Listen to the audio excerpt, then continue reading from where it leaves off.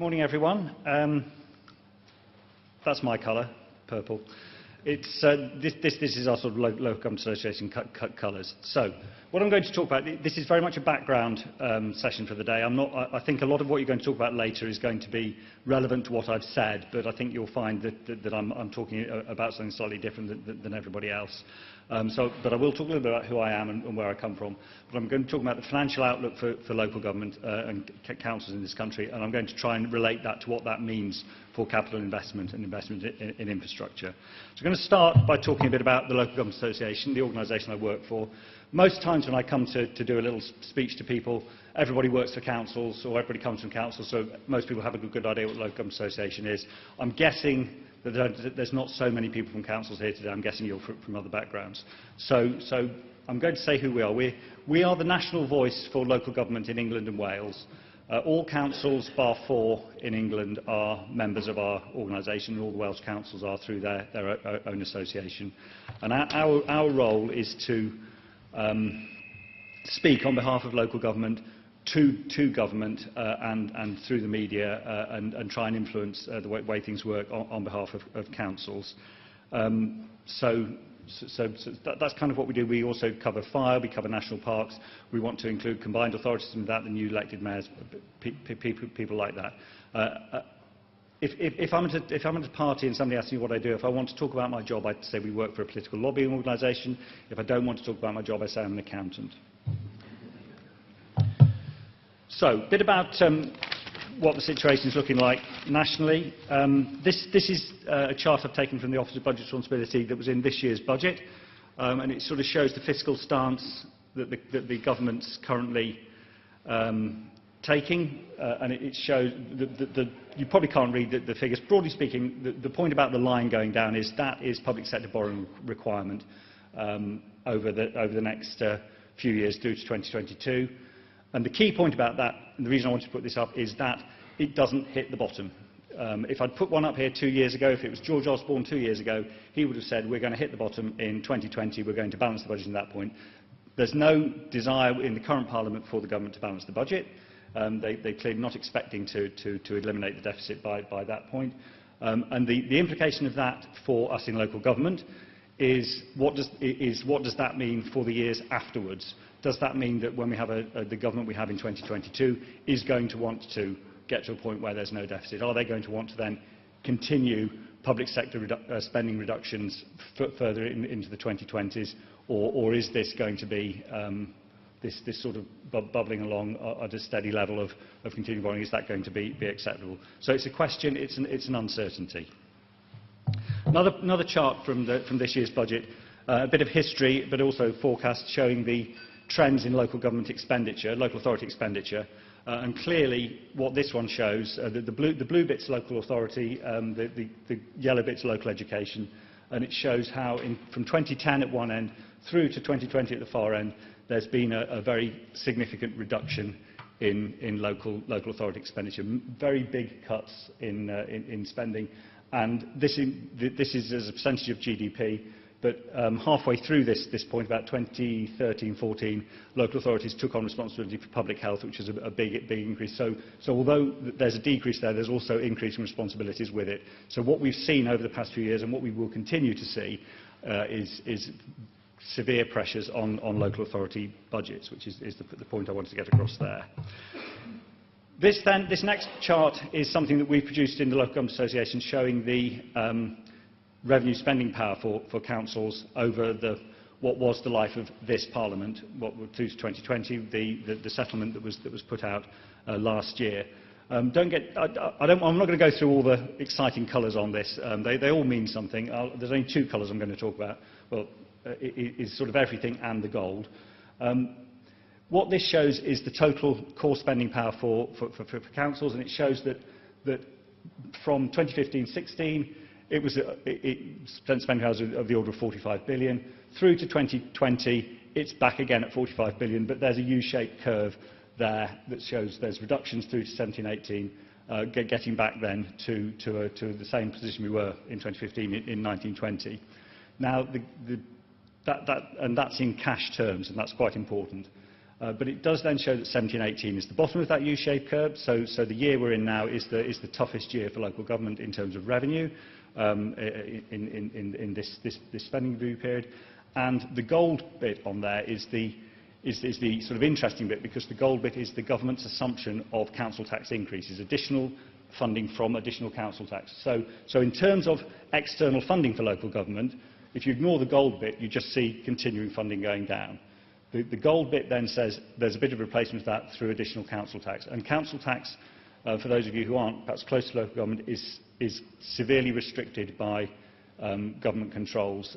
Councils have very little freedom to increase council tax except by what the government says they can. It's more complicated than that, and I'm happy to discuss referenda and things like that with anybody who wants to, and the rules, but fundamentally that's where it is. Now, what this means for local councils, some work we've done, some analysis on the situation with local councils. If there's a cash flat settlement, what does that mean for councils' funding? We've looked at this. We've looked at that's a cash figure. We've looked at things. We've done some modelling around inflation. We've done some modelling around demographic growth for services. And our calculation is that if you were to take services as they were at the beginning of that spending review period, 16-17, and look at services in 2020, if councils were to provide the same level of services to their population with that level of funding in 2020, there will be a shortfall of about 5.8 billion. That's partly because of inflation, it's partly because of demographic growth, it's partly because of additional responsibilities that councils have to take on, additional costs such as the national living wage. So that's about 12-13% of equivalent to 12-13% of funding for local government that local government will need to save in some way, or make efficiencies, or do something, or cut services to balance the books in 2020. And one other point about local authorities, in revenue terms, local authorities do have to balance their budget every year. There is no borrowing to fund revenue services in local government.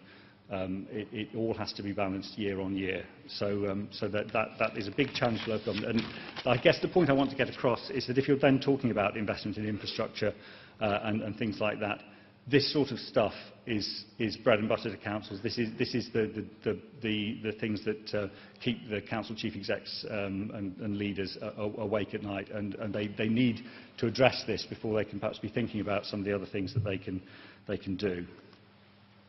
Next chart is something I've taken from the National Audit Office, some work they did looking at trends in expenditure. This is perhaps a little bit more hopeful for you now. Slightly different figures than I had before, but this is because the National Audit Office likes to do things at a constant price base, so they're slightly different.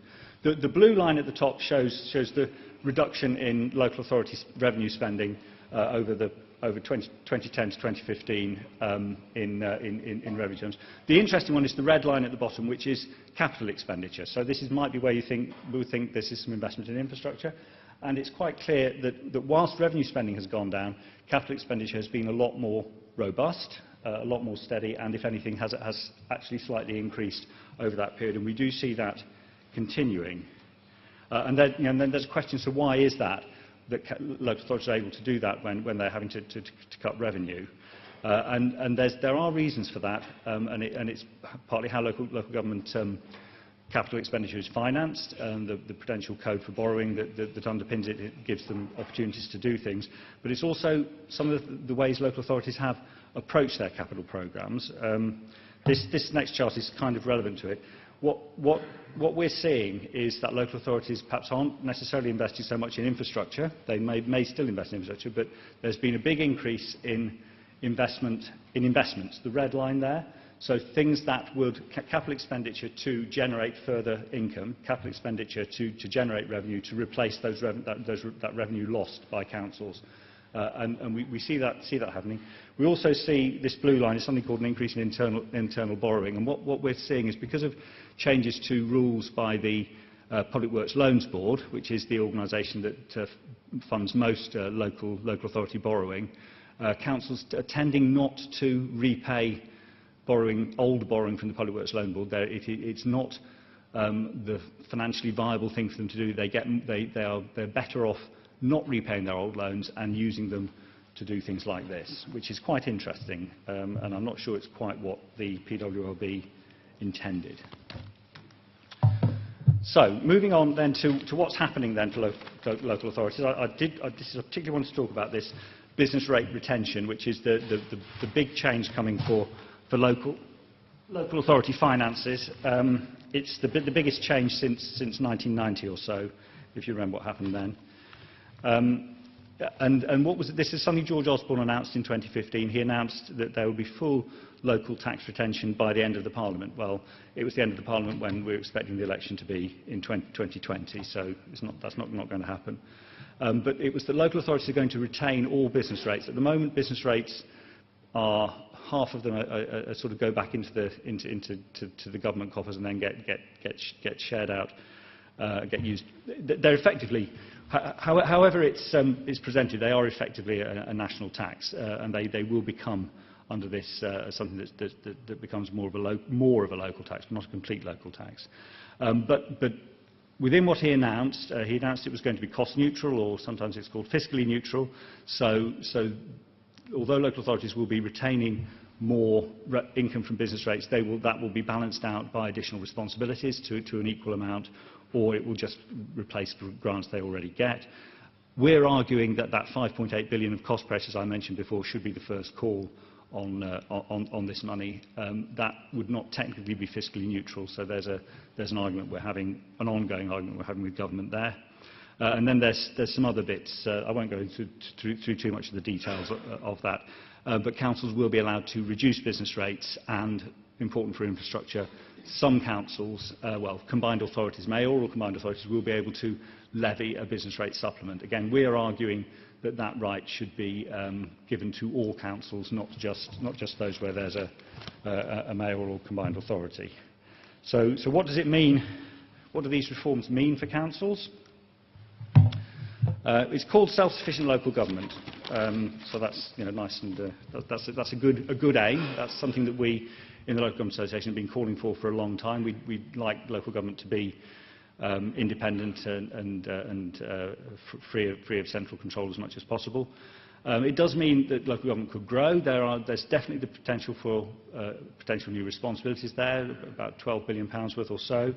There will be some control over business rates, as I've said, but there will also be a complete rebase of local government funding, in the sense that there's something called the Fair Funding Review that's been announced alongside this, which will look at how local authorities are funded in comparison to each other. So it's not about saying what's fair funding in terms of local government as a whole, it's about saying what's the distribution of funding between local authorities. That's quite a difficult one for us in the Local Government Association, because obviously all councils are our members, and it's very hard for us to sort of try and hold the ring between competing needs in different authorities, but we are doing our best on that. And there will also be the potential through the infrastructure levy for some growth funding for business growth. The other big thing for us from this, and I think this is to me this is a very big positive for these reforms, is that it will be much harder for local authorities to suffer the same level of central government funding reductions in the next 10 years that they have in the past 10 years. It will be much harder for government to control local authority spending in that way. But that's partly because there isn't so much central funding to be cut anyway, I suppose. There will be additional risks for councils, particularly things like business rate appeals, which is a big area, but the government, to be fair, has been addressing that. So what does this mean for councils, and how then does it link through to infrastructure?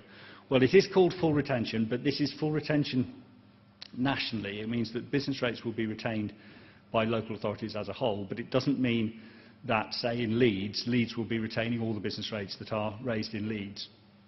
In fact, you'll probably find that if you did, you'd be slightly worse off. Certainly that's the case in Manchester. If Manchester retained all its business rates, the Manchester Combined Authority is piloting 100% business rates this year, and actually, with all the things that have been rolled in to their programme, they're actually having to have a little bit of additional funding to match it, and that's because of the big disparity in business rate collection across the country. So somewhere like Westminster, collects something like £2 billion of business rates a year, which is far more than the budget of Westminster City Council, and it would be a nonsense if Westminster then was able to retain that £2 billion and places in the rest of the country who didn't. So you know, we accept, I think everybody in local government accepts the need for equalisation, but we also need to realise that this doesn't mean that at a local level a council is going to be retaining all its local business rates, or even that would necessarily, under the current arrangements where business rates are set nationally, would be a good thing. And the equalisation methodology is this thing called top-ups and tariffs, which I've put on the slide, but I'm not going to try to explain how it works. But if anybody wants to get me a coffee, I will do my best. The other point for councils, and this perhaps is the bigger change, councils will then be able to retain all of local growth in their business rate base in future. At the moment they retain 50% of it. In future they will be able to retain 100% of it. It also means they will have to suffer 100% of the shrinkage in their base should their economy contract. But that is quite important, and it does mean that there's potential for local authorities perhaps to take some financial benefit from local economic growth, and that might impact on how they behave in the future, though local authorities do tend to be quite in favour of growing their local economies already, of course. There are some big issues around that. You know, does it make infrastructure investment more attractive, therefore, for local authorities? Because if a local authority then invests in some infrastructure, it will get the benefit of the business rates from that infrastructure. So does that mean that that when you do the business case and you add up the figures, it means that bit of investment is now perhaps more attractive than it was before? And the answer is yes, it is. The question is how much, and there's a lot of things around the system design. So how long will it be before the system gets reset, for example? So how many years will you get the benefit of that growth for? And that makes will have a big impact on how attractive it is. Now there's a consultation out on this at the moment. I'm not suggesting any of you respond to it because it closes on Wednesday. But the government is grappling, or has been grappling, with these questions, as have we, and we're coming up with some solutions, we think, to how we can balance the risks that local authorities have, the risks for those authorities perhaps where their economies might shrink, against the incentives for those where economies might grow. And it's quite finely balanced at the moment, and to be honest, in terms of any particular piece of work that we're doing, the general election hasn't come at a particularly good time for us, and it will certainly have an impact on this set of reforms, because the bill that underpinned it is going to fall, and it's then, is it going to be in the manifesto commitments of any of the parties? We would anticipate it would be, but then will it be a priority for the new Parliament? So will this reform then go ahead? That's fundamentally what I wanted to say. I hope that's helpful. I think we have a panel now. Thank you. Thanks very much. Thanks, Bevis.